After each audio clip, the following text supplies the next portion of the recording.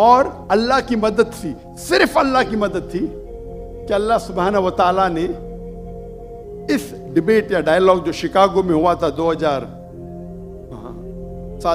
میں 1 اپریل میں, ماشاءاللہ اس ڈیبیٹ کے اندر وہ ڈاکٹر ولیم کیمبل کے جو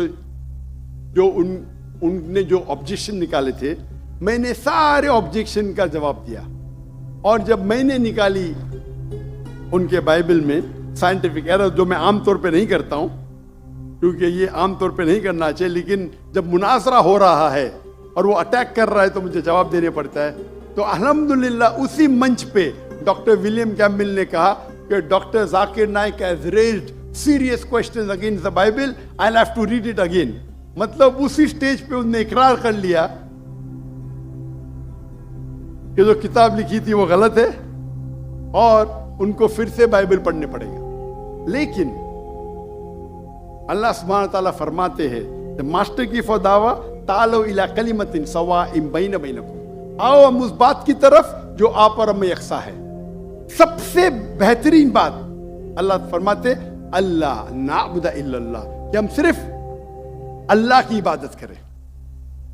اور اگر آپ اسٹڈی کرتے ہیں کمپیریٹیو ریلیجن, تقابل ادیان, کہ آپ اسٹڈی کرتے ہیں تو آپ کو پتا چلے گا سارے مذہب میں بنیادی بات ایک ہی ہے, توحید کی, کہ اللہ ایک ہے.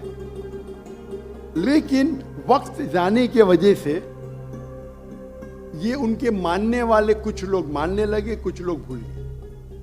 تو آج کی تاریخ میں اگر آپ کو کوئی مذہب کو سمجھنا ہے تو اس کے ماننے والوں کو مت دیکھو. اگر آپ کو اسلام سمجھنا ہے تو مسلمان کو مت دیکھو, قرآن اور صحیح حدیث کو پڑھو اور پھر آپ کو سمجھ میں آئے گا اسلام مذہب کیسا ہے.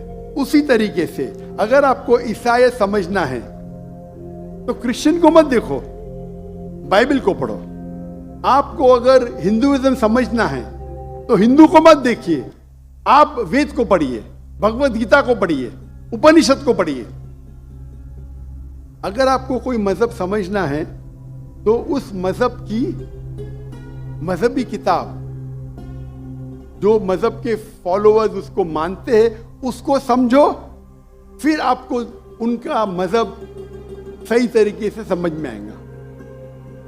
میں نے ایک تقریر کی ہے, concept of God in major world religions.